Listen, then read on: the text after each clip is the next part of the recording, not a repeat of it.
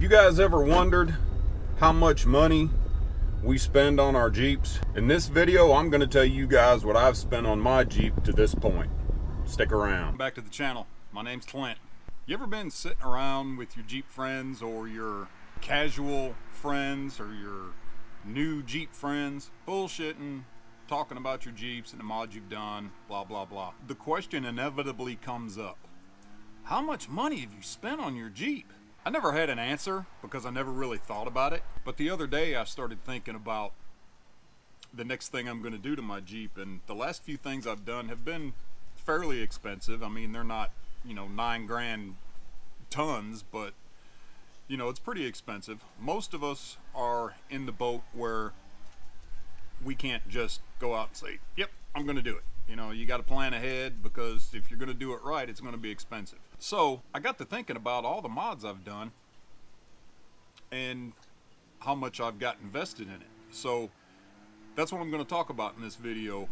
The amount, what I have spent modding my Jeep. Now, I'm not going to talk about accessories, you know, little things like a sunshade or my little CB mount or even the sub that I put in. Those aren't things that I think equate to building a Jeep. When I think of building a Jeep, I'm thinking about lift, tires, all your suspension, your armor, things of that nature. So I sat down the other day and I wrote down, I actually had to go back because I couldn't remember everything. I had to go back because everything that I've done to this Jeep, I have documented through YouTube. So any of the things that I mention, if you're curious about them, most everything's going to be on the installs. Go back on my install playlist. I'll have a link to that right here. And you can find almost everything on there. Let me get my notes out. If y'all want to get you a cold beverage, sit back and relax and we'll talk about it. Now, I'm going to try to go chronologically. The very first thing that I did was I replaced the wheels and tires. The wheels, let's see. The wheels, I'm thinking, and I can't remember exactly, but I'm thinking the wheels were 800-ish for all 5. So I'm going to go with 800. They are non-bead locks. I know they look like it, and a lot of people think they are, but they're not. They're sim locks. So now the first set of tires I bought were the Kelly Safari TSRs in 35-inch. And for those of you who may not know, I work for Goodyear, so I get a discount. So that's kind of where when I'm pricing these tires, that's my price. And so those tires with my discount, I'm in for about 800 on those as well. So then the next thing I did, because those tires, and the wheel offset and everything, that my spare wouldn't fit on my OE spare tire carrier, so I had to get a relocation bracket. At that time, there was Smittybilt had one, I think Rugged Ridge had one, and Go Rhino had one. I went with the Go Rhino spare tire carrier. It was 130 bucks, or spare tire relocation bracket. I'm sorry. It was 130 bucks. Then the next thing I did was the Falcon Nexus Equal Force stabilizer. It's a pass-through stabilizer. For you guys that are not familiar with it, it was 250 bucks. So the next thing was the 2.5-inch lift from Clayton Off-Road. It was $2,500. Now, I'm gonna throw this out there because that price is for the premium kit. Comes with everything. You don't need to buy anything if you don't want to. Initially, because I couldn't afford that all at once, I bought the what they call the entry-level kit, and it comes with everything except front and rear lower control arms. I added the lower control arms later at separate times. So it is the complete premium kit. If you buy the kit right off the bat, 2,500 bucks is what it's going to cost you. But I am a Clayton Off-Road ambassador, so if you use my promo code you see at the bottom of the screen, you'll save a little bit of money. So when I did the lift, I added shocks too. I went with the Falcon monotubes. The Falcon monotubes were $650. I opted to get the Rock Crawler sway bar quick disconnects. I know everybody says, well, you got a Rubicon, all you do is push a button. Yeah, well, even in your owner's manual, it'll tell you that that sway bar disconnect is only for mild articulation.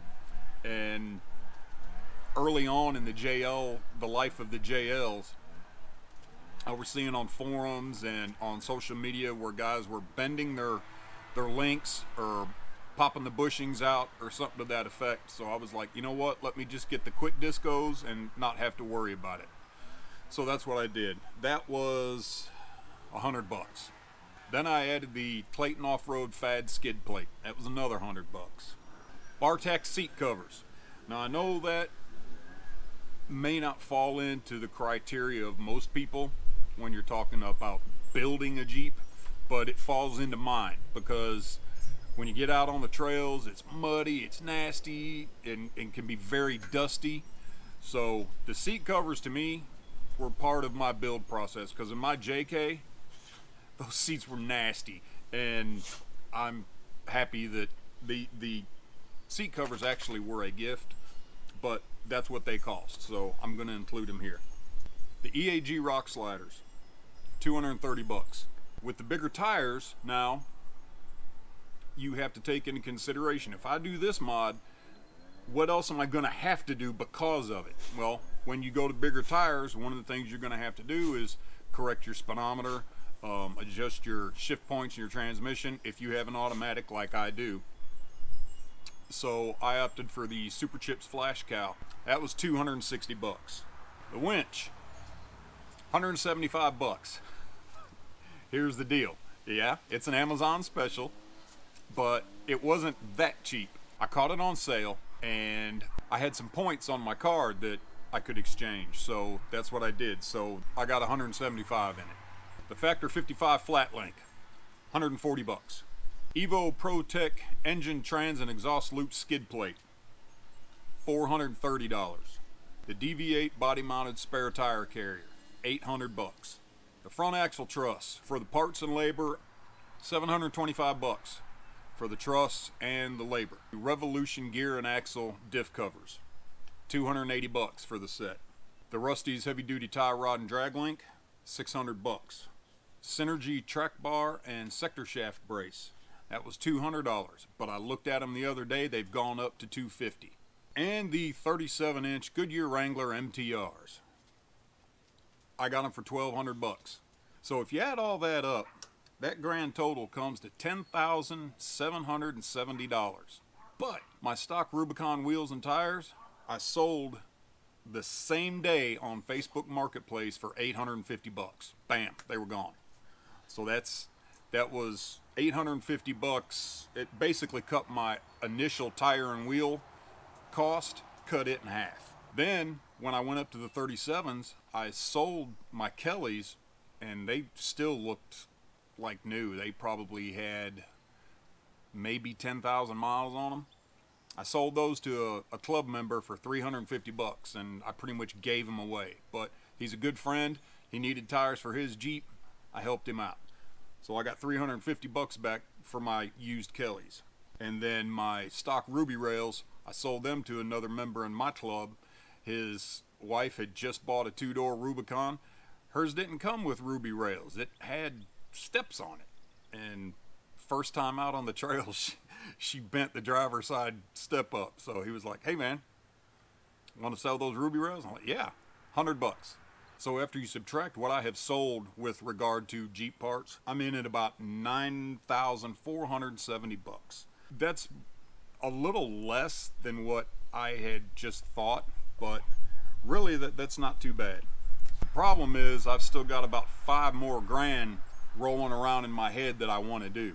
So we're probably a little more than halfway done with my initial thought process, or the initial build process, but we'll see how it goes from there. I'd like to know what has been the most expensive thing you guys have done to your Jeep. I don't want to know the price, just tell me what the mod was, whether you thought it was a good thing to spend that amount of money, or in hindsight you think, yeah, maybe I could have spent that money better somewhere else.